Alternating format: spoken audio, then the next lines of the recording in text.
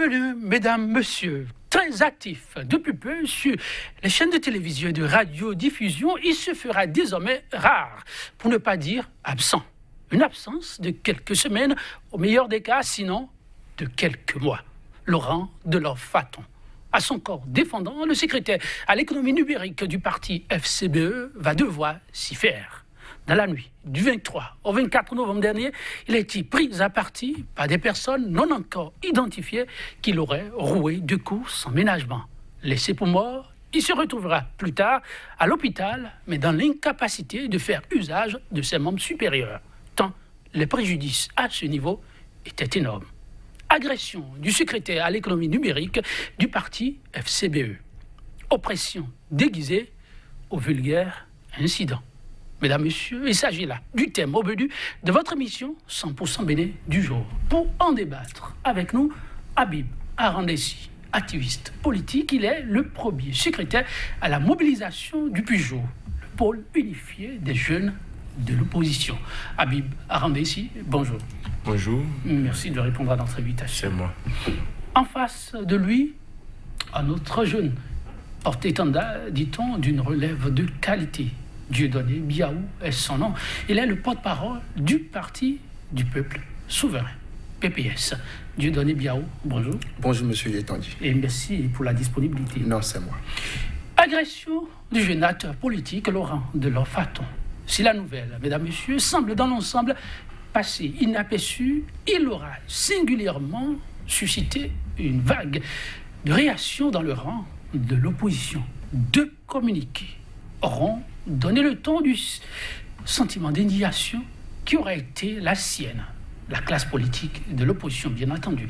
D'abord, le communiqué du parti FCBE, formation politique d'appartenance de la victime. Ensuite, le communiqué du Pujol, le pôle unifié des jeunes de l'opposition qui a effectué le déplacement au chevet du conseiller. Mouvement dont vous êtes, Habib Arandessi, le premier secrétaire à la mobilisation, je l'ai signifié tout au début.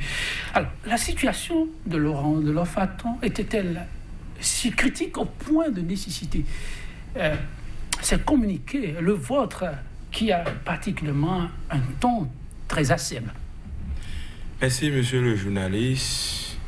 Je voudrais d'abord, avant tout propos, relater un peu les faits, parce que nous avons été presque témoins, parce que nous avons été aux côtés de la victime, comme vous l'avez souligné tout à l'heure.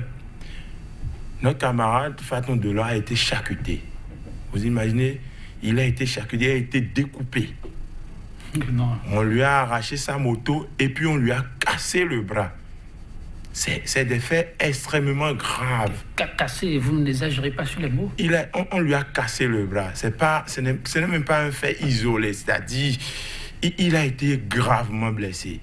Et aujourd'hui, il se trouve dans un état critique, même si on dit qu'il est hors d'état de nuit, mais il se retrouve aujourd'hui dans un état critique. Et il ne peut plus utiliser ses membres supérieurs, vous imaginez. Donc, c'est tout à fait normal que des jeunes de l'opposition comme nous, parce qu'il y a eu des faits comme ça, je vais en revenir tout à l'heure, il y a eu des faits comme ça. Donc c'est tout à fait normal qu'on soit à ses côtés, qu'on fasse un communiqué pour montrer à l'opinion publique en réalité comment les choses se sont passées et nous, notre position par rapport à un tel fait, pour que les gens, l'opinion publique soit vraiment située. Donc, il faut dire qu'il y a eu le communiqué, le FCBE, qui a relaté les faits. Le pôle unifié des jeunes de l'opposition a jugé encore utile de sortir ce communiqué dans un environnement où tout est à la suspicion. Est-ce qu'il n'aurait pas été plus utile de s'en tenir au premier communiqué? Non, mais le pôle unifié des jeunes de l'opposition est autonome. Et vous savez qu'aujourd'hui, que ce pôle réunit la grande majorité des jeunes de l'opposition aujourd'hui. Et Laurent Delors-Faton étant un jeune qui est très actif aujourd'hui dans la lutte, il faille que le pôle unifié se prononce et puis donner sa position par rapport aux faits. Et n'oubliez pas que au-delà de Delors-Faton, nous sommes des jeunes de l'opposition et un tel fait, un tel acte peut venir également à notre niveau. Sinon, plusieurs d'entre nous ont subi également des actes comme ça. Donc, c'est un moment pour nous de montrer qu'en réalité, que depuis un bon moment, les jeunes de l'opposition que nous sommes victimes d'un certain nombre d'actes qu'il faut suivre de très très près. Donc voilà pourquoi nous avons... Et vous allez remarquer que notre communiqué a présenté un aspect un peu plus spécifique. On est allé un peu plus dans les détails pour montrer qu'en réalité, nous ne devons pas négliger un tel acte. Nous ne devons pas prendre un tel acte comme un acte vulgaire. Un acte qui sort en tout cas un acte ordinaire. Ce n'est pas un acte ordinaire. Ce n'est pas un incident comme non, ce n'est pas un incident comme tout autre. Oui, voilà. Dieudonné Biaou, on vous a suivi aussi, vent debout, après cet incident. ADC, mesdames, messieurs, on s'est gardé de vous lire le contenu des communiqués à faire couler des larmes pour ce qui est relaté. C'est vrai, on s'est déplacé aussi pour voir l'état du concerné.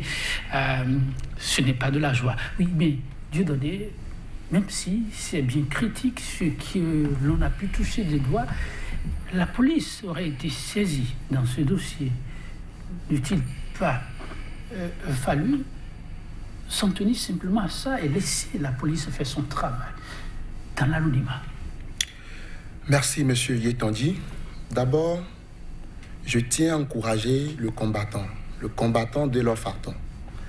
C'est malheureux que nous venions à assister à ce genre de choses, ce genre de situations dans notre pays. Et ce qui s'est passé, c'est vraiment triste. Et le fait est suffisamment grave au point où nous ne devons pas nous taire. Et, a priori, des gens peuvent dire que c'est un fait ordinaire. C'est un fait, c'est un incident vulgaire, comme vous avez eu à le dire.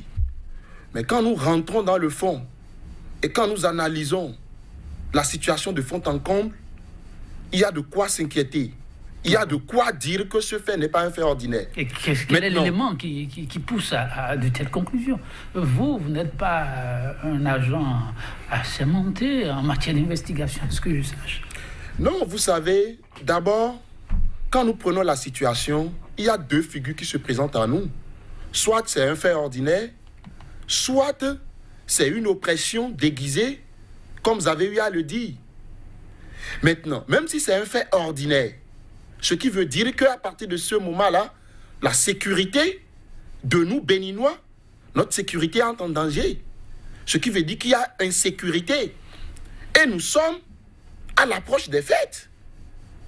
Et la police républicaine, le gouvernement, les autorités à divers niveaux qui sont chargées d'assurer la sécurité de nos citoyens vont laisser ces faits passer comme si de rien ne s'était arrivé dans le pays. Alors là, nous disons, il y a un cas majeur d'insécurité que nous devons dénoncer. Encore, Maintenant, vous permettez, avant que vous ne vouliez, est-ce qu'aujourd'hui on peut se permettre de dire qu'il y a un cas majeur d'insécurité? On a vu ceux en charge de la sécurité faire le détachement qu'il faut. C'est aussi un fait que l'insécurité zéro n'existe nulle part au monde. De ce point de vue, est-ce qu'il ne faut pas savoir raison garder? Bon, vous voyez, dès lors, Faton, c'est un jeune, c'est un citoyen, comme tout autre citoyen. Mais depuis que le fait s'est passé, et les gens sont eu à dénoncer la chose, c'est d'abord sur les réseaux sociaux que nous on a eu l'information. Mais quand nous sommes dirigés vers la victime, et après qu'il nous a narré les faits, mais nous avions constaté que normalement, les personnes, les autorités qui sont en charge de la sécurité ne devaient pas se taire. Encore que l'intéressé a eu à porter de plainte.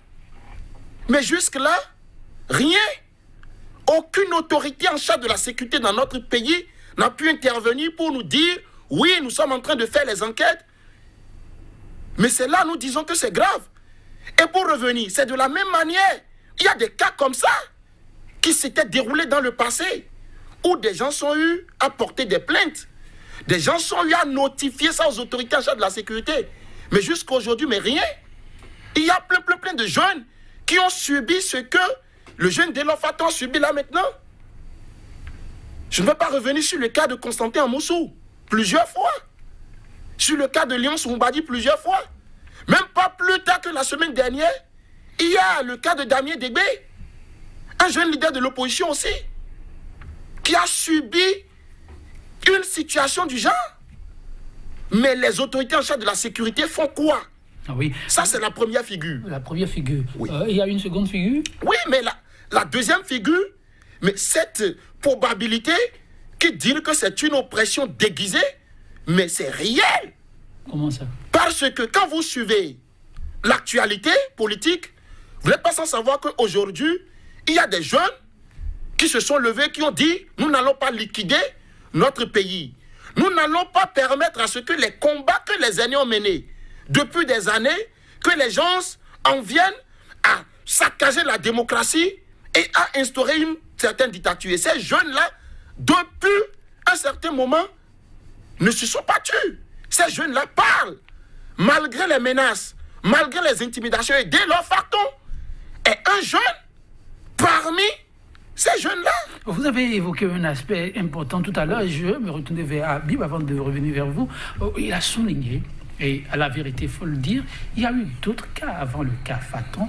Et pour nos téléspectateurs et à l'actif de la police, il faut souligner que les investigations n'ont souvent pas besoin de grand bruit. Peut-être que d'ici là, parce que là aussi, c'est vrai, le peuple a besoin d'être informé pour être rassuré et apaisé. Peut-être que d'ici là, la police va dire ce qu'il en est par rapport aux investigations dans ce sens, parce que parfois, oui, d'informations, on en a besoin. Ceci étant, des cas qui se sont produits par le passé, comme le disait Dieudonné Biaou, est-ce que ce n'est pas la preuve que ce qui vient de se passer pourrait être géré autrement qu'avec tout le bruit, vous me permettez l'expression, auquel on assiste actuellement? Même sous d'autres régimes, on en a vu. Il y a le cas du très respecté Mathieu Soba, qu'on ne saurait oublier. Mais je voudrais aborder justement ce cas. Je me rappelle quand le camarade Mathieu Sogba de l'ONG Alcré a été agressé sous le régime Yahi, qui a eu beaucoup de communiqués. Il y a eu même des sorties. Il y a même eu la sortie de la police, je me rappelle bien. Des gens se sont prononcés pour rassurer le peuple béninois par rapport à cette situation. Au temps de la rupture, vous allez me dire que c'est par rapport seulement aux jeunes de l'opposition que cela se passe. C'est que si nous prenons ça comme un cas vulgaire, donc ce cas vulgaire, ça s'applique seulement aux jeunes de l'opposition. Parce que depuis un bon moment, c'est les jeunes de l'opposition, ces jeunes-là qui disent qu'ils ne sont pas d'accord, qui sont touchés. Vous vous rappelez, j'ai été fusillé sur le campus d'Abomey-Calavi. Ça s'est passé comme ça. Et sur quoi j'ai été condamné à la même peine que celui qui m'a agressé. Comment l'appelle? Constantin Amoussou a subi plusieurs fois des cambriolages. Il était obligé de déménager à chaque fois. J'ai perdu ma moto. On ne peut pas me dire que je vais prendre ça comme un fait isolé. Il y a Léon Soumbadi, il y a plusieurs cas. Et c'est les jeunes de l'opposition. Nous sommes tentés de croire que aujourd'hui, les voyous, si nous allons prendre cela comme un cas vulgaire, que les voyous n'ont vu que les jeunes de l'opposition, et c'est à eux on s'attaque. Et il a démontré quelque chose tout à l'heure, je voudrais revenir sur ça. Si nous devons prendre ça comme même un fait ordinaire, il a dit que ça veut dire que nous sommes en danger. Nous ne pouvons pas dire qu'aujourd'hui que nous sommes en sécurité dans notre pays. Vous avez vu plusieurs cas de braquage à Porto-Novo. Vous avez vu plusieurs cas de fusillade à Porto-Novo. Donc, si c'est d'abord un fait normal, ça veut dire que nous devons nous inquiéter. Maintenant, à voir la posture du camarade de l'Ofaton, on doit pouvoir pousser les analyses un peu plus loin. Et nous sommes dans un contexte où nous sommes déçus parce que, à l'avènement du régime de la rupture, nous lui avions confié une lourde responsabilité et nous lui avions confié l'espoir de ce pays. C'est-à-dire, nous nous sommes dit, on est fatigué d'un régime, voilà un autre régime qui s'installe et qui a inspiré confiance. Parce que si ce régime n'avait pas inspiré confiance, le peuple béninois, nous n'allons pas lui accorder notre suffrage à 65%. Donc, si aujourd'hui, nous avons élu un pouvoir qui devrait nous rassurer et que nous revenons avec les mêmes faits, ça veut dire qu'il y a lieu de se poser un certain nombre de questions. Si nous revenons sur les mêmes faits, tout ce qui s'est passé, nous avons décrié par le passé, et que cela se reproduit exactement aujourd'hui et encore de manière plus grave, il y a lieu qu'on se pose des questions. Donc je voudrais dire que ce n'est pas d'attaquer directement le pouvoir en disant que bon, le camarade Delors Faton a été, ce n'est pas un fait ordinaire, mais tout porte à croire aujourd'hui que on est en train de chercher voies et moyens, pas toutes les manières pour faire taire les jeunes de l'opposition. Et je vais plus loin. Si nous devons prendre comme un fait ordinaire, vous savez qu'à la suite de l'agression du camarade Delors, qu'il a reçu encore plusieurs menaces. Des menaces. Des menaces. Il a reçu sur son lit d'hôpital parce que nous avons été à ses côtés. Il a été appelé, intimidé. Les gens sont allés lui dire, jusqu'à lui dire que, attention, nous t'avons à l'œil. Des gens lui ont envoyé un message, des SMS, pour lui dire, il faut faire attention à toi. Pourquoi ne pas verser? Il s'est donné à la police. Justement, je pense que le camarade Delors est en train de faire le nécessaire à son côté. Nous ne remettons pas en cause la compétence de la police. Mais nous devons crier parce que aujourd'hui, c'est Delors. Hier, c'était Constantin Amoussou. Et c'était je vais appeler ça pour le moment de simples faits en griffe. Demain, nous allons passer à des assassinats, à des enlèvements. Parce qu'il y a eu des... Vous voulez dire que vous craignez? Nous craignons beaucoup de choses. Il faut qu'on parle. Il faut que le gouvernement prenne ses responsabilités. Si le pouvoir n'est pas impliqué, qu'il prenne ses responsabilités afin d'assurer une sécurité meilleure à tous les citoyens, qu'ils soient de l'opposition, de la mouvance, en tout cas tout le peuple béninois. C'est en réalité le sens de votre démarche. Voilà. Vous voulez faire un complément? Oui, ce que je voudrais dire, c'est que nous ne disons pas que notre police républicaine n'est pas compétente. Ok. Nous n'ignorons pas leurs compétences. Nous savons qu'ils sont compétents. Les forces de l'ordre, les agents de sécurité de notre pays, nous savons qu'ils sont compétents. Maintenant, qu'est-ce que le pouvoir, qu'est-ce que le gouvernement est en train de faire moralement au niveau de ces forces de sécurité et de défense? Est-ce que ceux-là qui sont censés assurer notre sécurité, est-ce qu'aujourd'hui sont dans de bonnes conditions? Là, c'est une interrogation. Puisque c'est une question de sécurité, nous ne pouvons pas s'amuser avec la sécurité de tout un peuple. Alors là, le gouvernement est interpellé.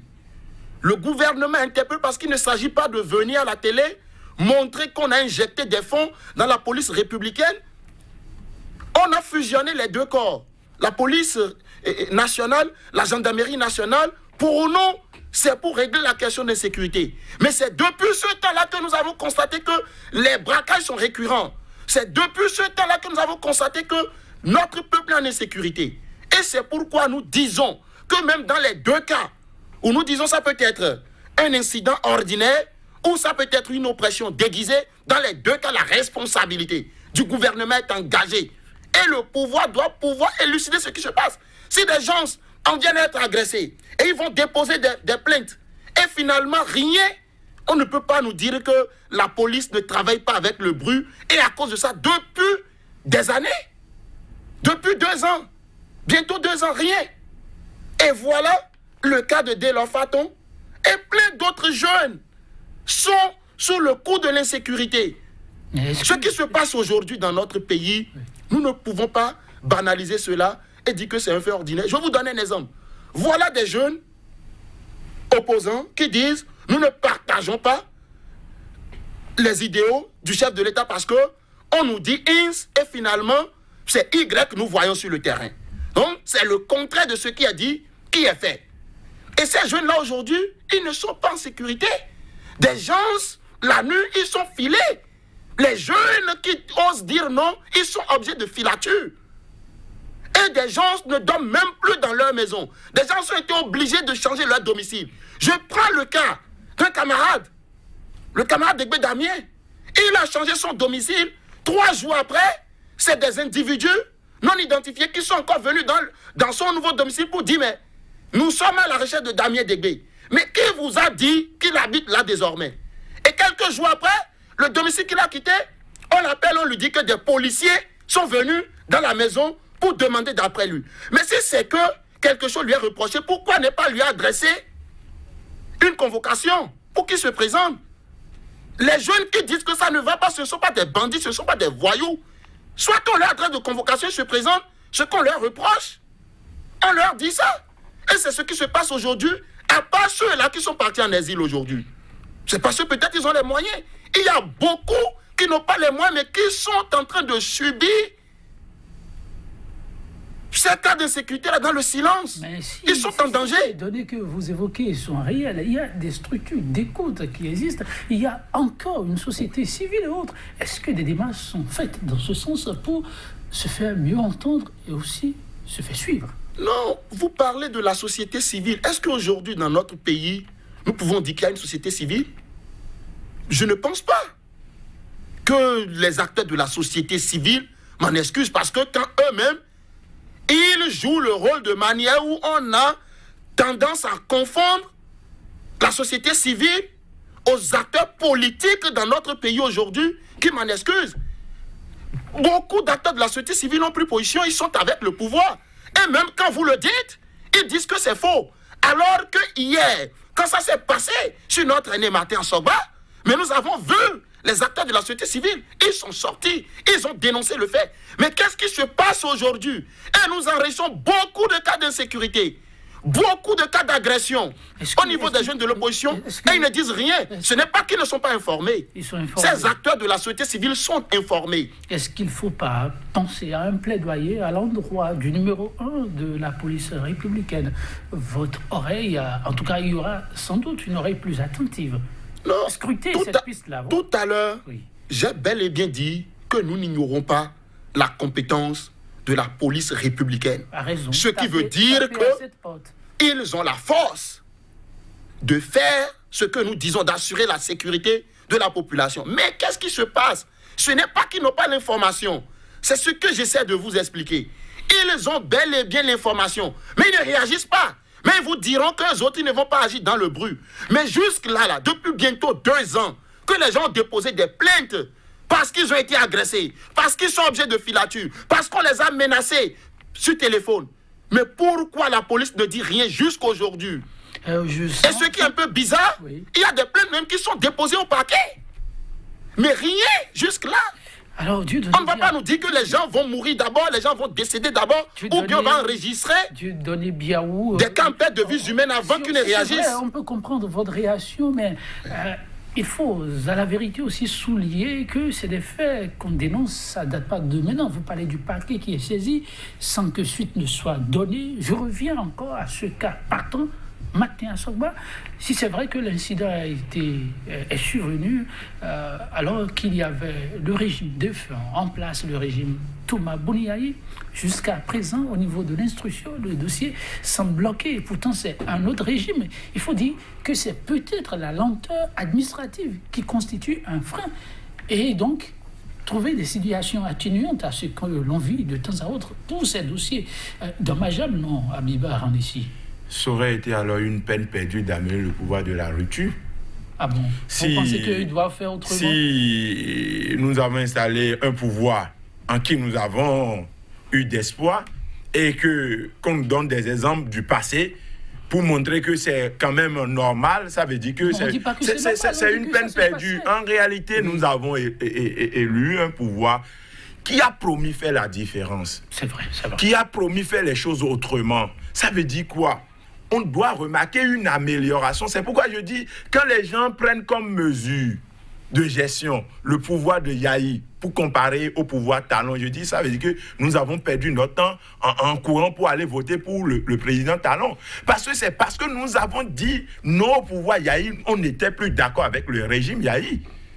C'est pourquoi on a tourné dos à ce régime pour faire élire un autre régime qui a promis la rupture, qui a promis le nouveau départ, qui a promis la sécurité, l'emploi garanti, qui a promis tout au peuple béninois. Et si, depuis 3 ans déjà, presque 3 ans déjà, qu'on ne puisse pas faire un bilan.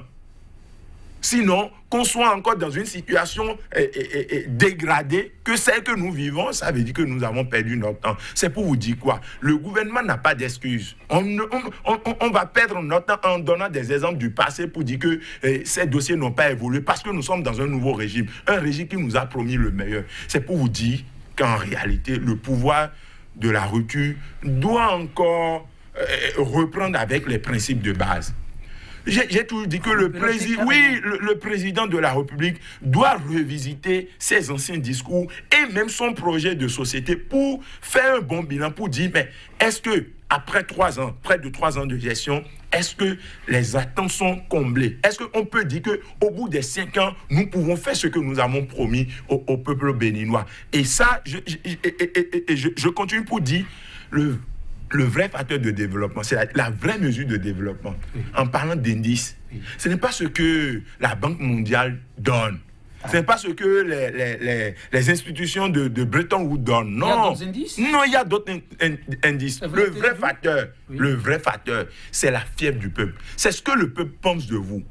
On peut vous qualifier de n'importe quoi au niveau international. Les institutions peuvent vous décerner des prix d'or en matière de gestion des ressources humaines, des ressources économiques et autres.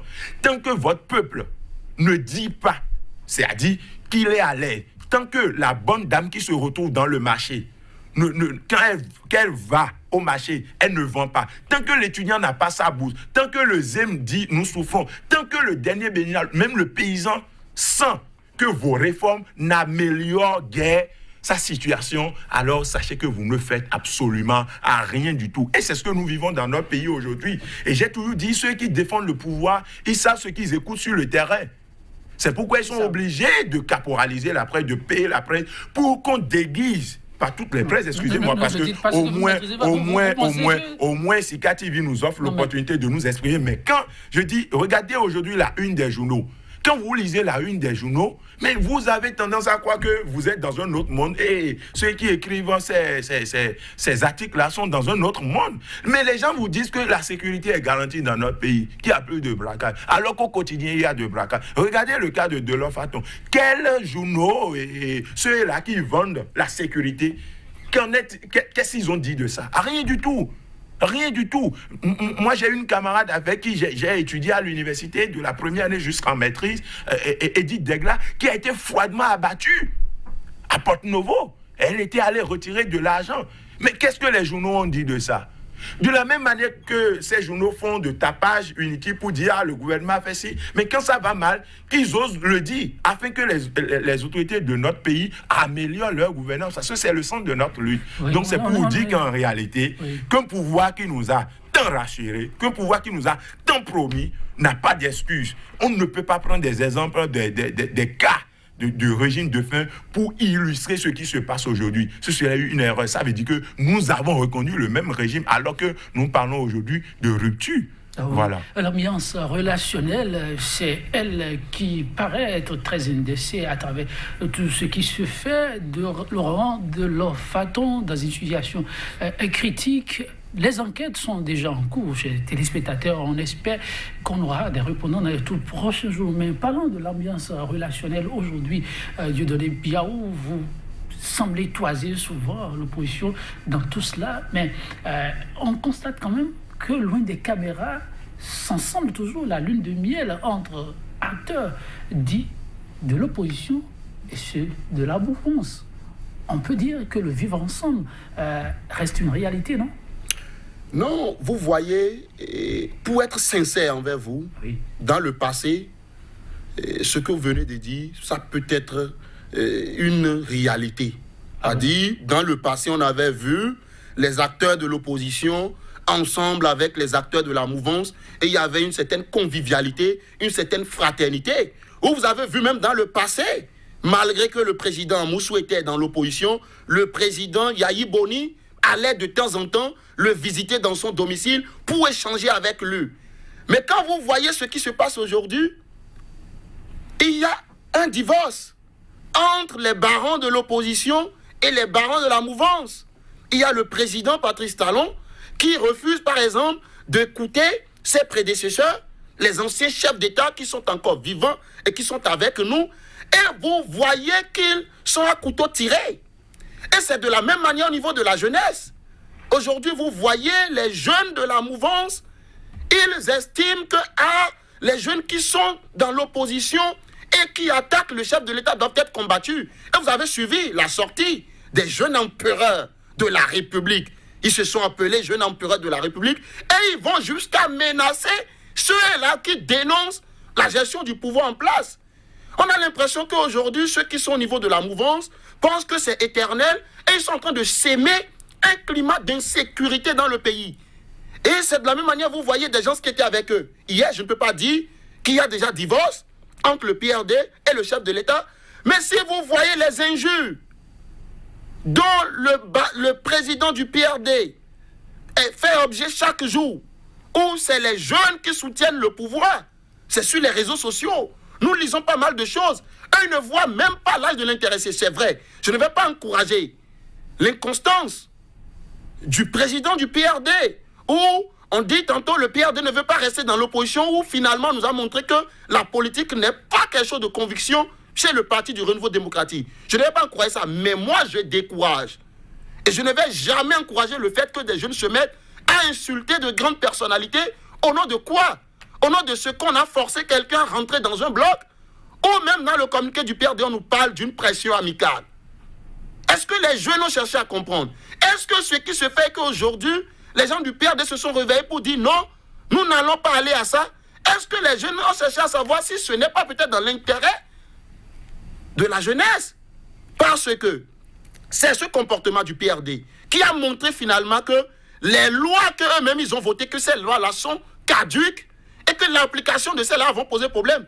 Et quand ils vont s'entêter dans les prochains jours, vous verrez encore que beaucoup de choses vont se passer. Avant de vous laisser poursuivre, parce que vous allez là sur nos terrains, l'ambiance relationnelle est-elle, honnêtement parlant, si délétère que le président Dieudonné Biaou? Je pense également la même chose que mon camarade Biaou Dieudonné. Aujourd'hui, dans notre pays, tout se passe comme si les jeunes qui ne sont pas avec le pouvoir, sinon ceux qui ne sont pas avec le pouvoir, ceux qui disent ne sont pas d'accord avec la gestion du pouvoir talent, représentent des menaces. C'est-à-dire, c'est des problèmes. Tout se passe aujourd'hui dans notre pays comme ça. Et il faut les éliminer. Si on tente de les faire... Écoutez, mais c'est ce qui se passe dans notre pays aujourd'hui. Il faut les éliminer. Si on tente de les contraindre à l'exil, et ils ne partent pas. Si on tente de les emprisonner et ça ne marche pas, il faut les enlever. Il faut créer des accidents comme celui de Delors Faton. Nous sommes dans une ambiance politique qui ne nous rassure pas. Vous voyez, aujourd'hui, j'ai souvent l'habitude de dire, pourquoi nous qui avions voté pour le président Talon hier? Moi, j'ai fait le pouvoir Talon. Je l'ai toujours dit. Non, on se rappelle, les images sont là aussi. Oui, les images sont là. Mais pourquoi nous qui avions voté pour lui?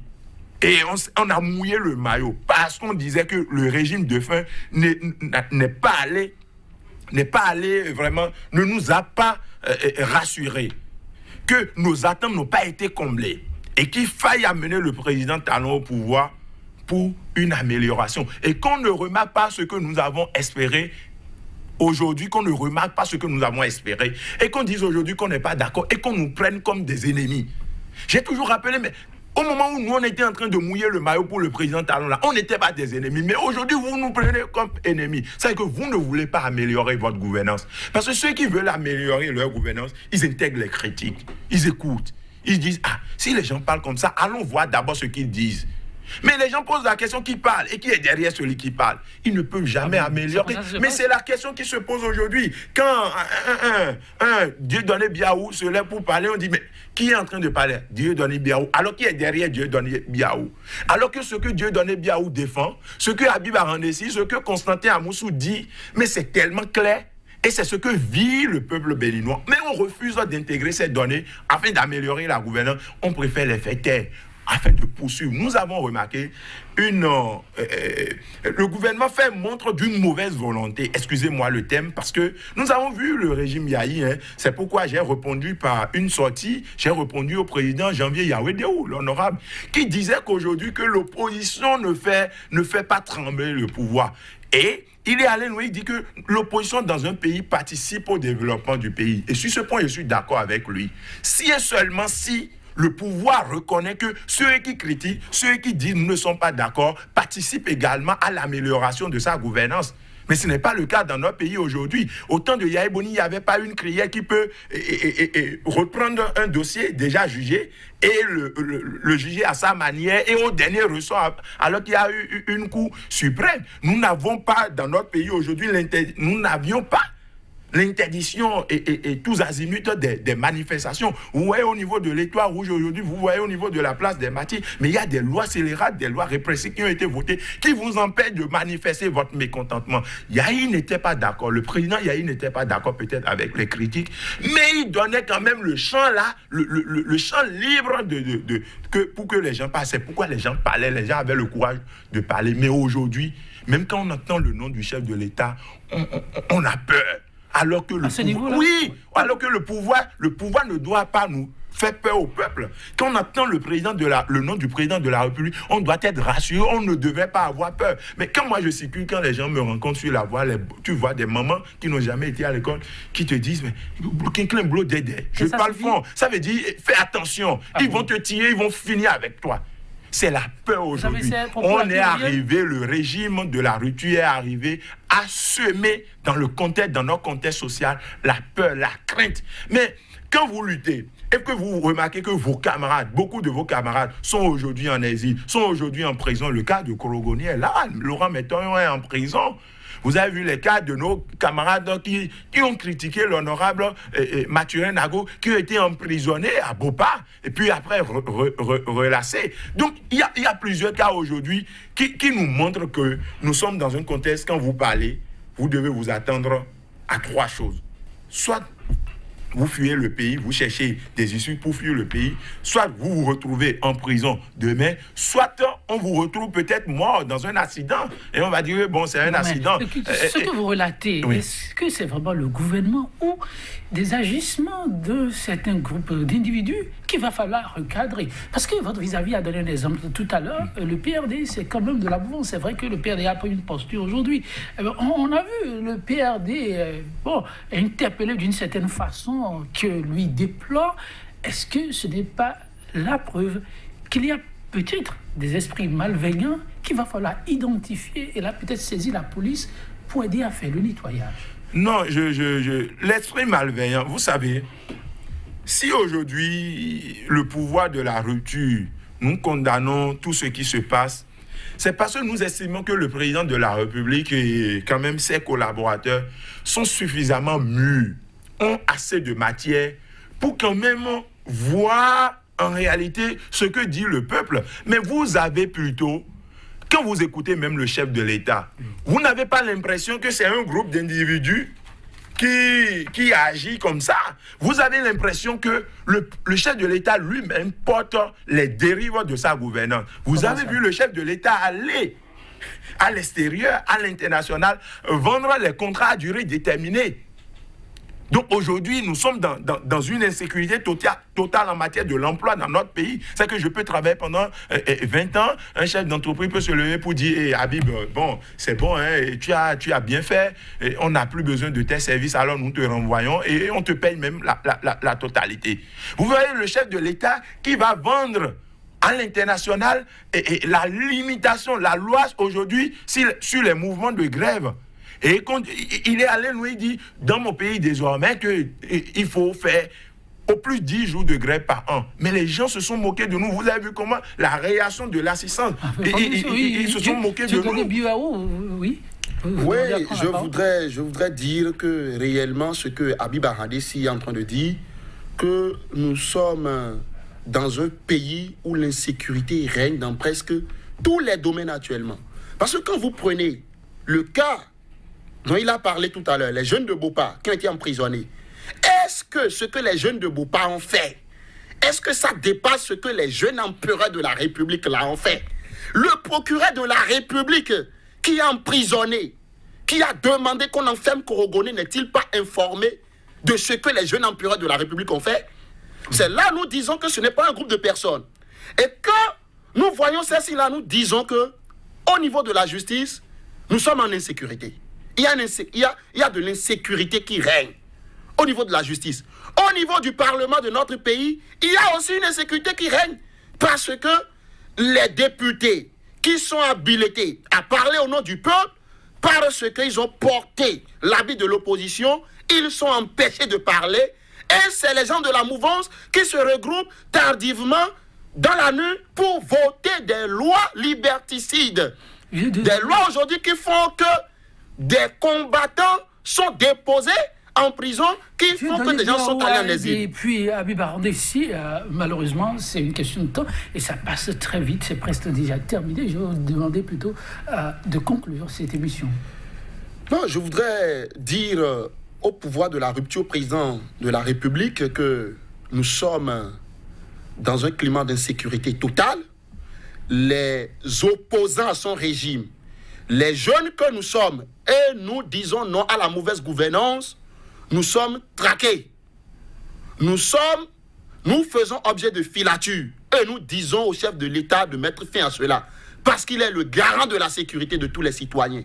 Et nous disons également à la police républicaine que de mener réellement les enquêtes pour que ce qui est arrivé à notre camarade de Faton soit élucidé. Pour qu'on puisse identifier les gens qui ont posé cet acte et savoir réellement la motivation de l'acte qu'ils ont posé. Je voudrais également dire à nos concitoyens et aux compatriotes que ce n'est pas une raison de baisser les bras. Oui, des gens ont fait ce combat-là pendant qu'ils n'étaient pas du tout dans la sécurité, pendant qu'ils avaient la mort devant eux comme ça, ils avaient avancé, ils ont libéré ce pays-là en 89. De la même manière que des gens s'avancent. Que des gens ne voient pas que devant il y a danger. Nous devons être téméraires pour vaincre cette dictature, la dictature actuelle. Et que ceux qui sont chargés de la sécurité jouent leur rôle. Qui ne viennent pas dire que non, c'est de la victimisation, qu'ils jouent leur rôle réellement. Merci. Oui, Habib Arondessi. Avant de conclure, je voudrais revenir sur un sujet par rapport au parti PRD. Très rapidement. La personne du président Adrien Oumbédi m'a toujours sidéré, moi. Et j'ai toujours dit, en tout cas, il a un bon parcours. Mais vous savez, nos aînés doivent nous donner de bons exemples. Moi, j'ai tourné dos au pouvoir Talon, je l'ai dit sur ce plateau, 3 mois après quand même, la mise en place de ce régime. Je l'ai dit une fois. Et depuis, je suis resté dans ma posture.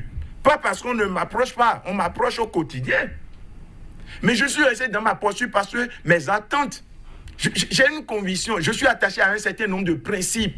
Et tant que ces principes ne sont pas respectés, je vais toujours rester dans ma posture. Nous voyons, le président Adrien Oumbédi, malheureusement, nous a montré par le passé, il y a quelques années, qu'on peut décider de ne pas faire l'opposition. On peut décider de faire la mouvance. Alors qu'on ne décide pas de faire la mouvance, ou bien on ne décide pas de faire l'opposition. Ce n'est pas une conviction, ce n'est pas un certain nombre de principes idéologiques que vous retrouvez soit dans la mouvance, soit dans l'opposition. Et le président nous a montré qu'en réalité, que vous pouvez vous lever aujourd'hui pour dire que bon, vous êtes fatigué de l'opposition et que vous rejoignez la mouvance. Donc, et les preuves sont là aujourd'hui. Il a remarqué que, au fil du temps, qu'il y a un certain nombre de principes qu'on est en train de piétiner à son niveau. Et c'est pourquoi il s'est retiré du bloc. Je ne voulais pas quand même me positionner par rapport à son retrait du bloc. Je ne sais pas comment il s'est retrouvé dans ce bloc pour se retirer après. Mais ce qui est sûr, il faut que nos aînés, ceux-là que nous respectons encore, puissent nous donner le bon exemple. Si vous êtes haut, soyez haut. Mon mot de fin, c'est complètement terminé. Mon mot de fin, c'est d'encourager, comme le camarade Biaou, tout le peuple béninois. Nous devons continuer parce que nous avons été dans l'opposition hier pour libérer, quand même pour remettre le pouvoir au président Talon. Nous resterons dans cette opposition pour que sa gouvernance s'améliore. Et si sa gouvernance ne s'améliore pas, nous allons lui prendre le pouvoir et remettre le pouvoir à une autre catégorie de Béninois un peu plus digne, qui inspire encore plus confiance dans notre pays. Merci à vous, Habib Arondessi, Biaou. Merci également pour votre participation à ce plateau. Chers téléspectateurs, ce fut un plaisir de vous savoir toujours fidèle au programme. 100% Bénin, pour aujourd'hui, on s'en arrête là. Je vous accompagne sur cette citation de l'anthropologue, psychologue et sociologue français très en vue, Gustave Le Bon. C'est son nom, je le cite. C'est de la juste évaluation des chances de gain et de perte que dépendent les grands succès. Le risque doit être pris en permanence, car dans toutes les affaires humaines, seul le risque permet de réussir. Merci à vous et sachez prendre de risques. À très bientôt.